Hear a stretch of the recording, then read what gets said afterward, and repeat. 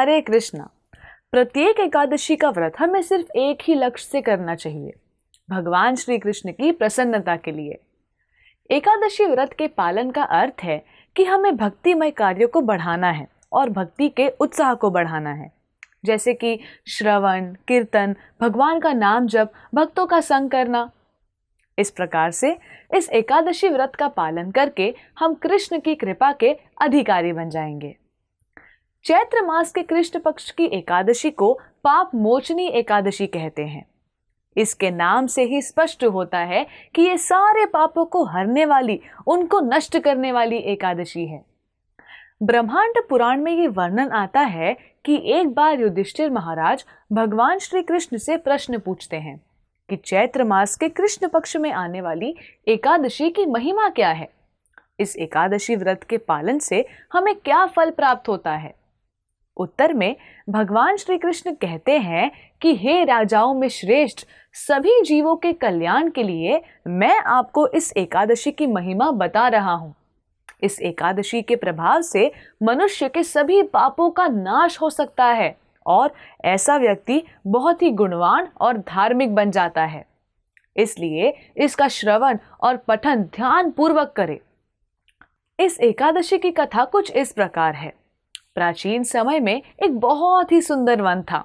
फूलों से सुशोभित इस वन में कई बार देवराज इंद्र भी आते थे और इस रमणीक वन में विहार करते थे। इसी वन में चयन ऋषि के पुत्र और शिवजी के परम भक्त मेधावी तपस्या करते थे।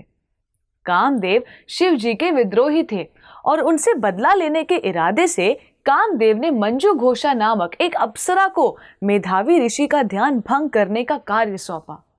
ये एक अत्यधिक सुंदर अप्सरा थी जिसने अपने हाव भाव से ऋषि का ध्यान भंग करने की पूरी कोशिश की, लेकिन मन ही मन में मंजू घोषा ऋषि मेधावी का बहुत सम्मान करती थी।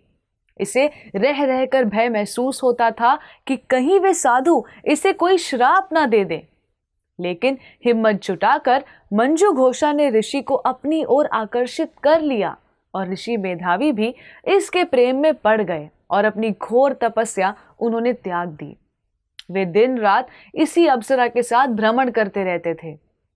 एक दिन मंजू घोषा ने देवलोक जाने की अनुमति मांगी। इस पर ऋषि मेधावी को समझ आ गया कि उन्होंने अपना समय मंजू घोषा से आकर्षित होने में व्यर्थ कर दिया था। उन्हें आत्मज्ञान हुआ कि उन्हें पाताल लोक पहुंचाने का एकमात्र कारण मंजू घोषा ही है। अत्यंत क्रोधित होकर उन्होंने मंजू घोषा को पिशाचिनी होने का श्राप दे दिया। जब मंजू घोषा ने इस श्राप को सुना तो वो फूट फूट कर रोने लगी और विनम्र होकर वो साधु के चरणों में गिर गई और क्षमा मांगने लगी। अत्यंत दुखी अवस्था में कांपते हुए उसने ऋषि से इस श्राप से मुक्त होने का उपाय पूछा। तब करुणामय होकर मेधावी मुनि ने उसे पाप मोचनी एकादशी के व्रत का सख्ती से पालन करने का सलाह दिया, जिससे वो किसी भी प्रकार की असुर योनि से या पिशाच योनि से मुक्त हो सकती थी। मेधावी ऋषि जब वापस आश्रम पहुंचे तो उन्होंने अपने पिता चयन ऋषि को इस घटना के बारे में सब कुछ बताया। चयन ऋषि ने उनसे कहा कि तुमने मंजू घोषा को श्राप देकर खुद को भी पाप का भागी बना लिया है और अगर तुम्हें अपने पाप खत्म करने हैं तो तुम्हें भी पाप मोचनी एकादशी का व्रत रखना होगा। तब मेधावी ऋषि ने भी इस एकादशी के व्रत का पालन किया और इस तरह ऋषि के पाप भी नष्ट हो गए। इस व्रत के पालन से मंजू घोषा को भी पिशाच योनि से मुक्ति मिली और वो अपने पूर्व स्वरूप को प्राप्त कर स्वर्ग लोक लौट गई।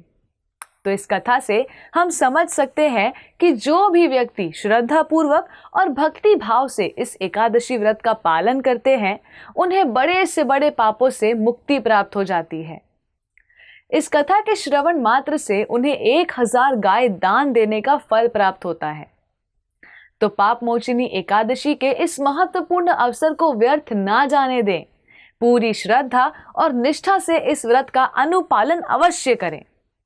पाप मोचनी एकादशी की आप सभी को हार्दिक शुभकामनाएं। धन्यवाद। हरे कृष्णा। ऐसे ही और भक्तिमय कार्यक्रमों के लिए देखिए हरे कृष्णा टेलीविजन और इसे प्राप्त करने के लिए आप अपने केबल अथवा DTH ऑपरेटर से संपर्क करें तथा और अधिक जानकारी के लिए आज ही डायल करें 7666 839 839।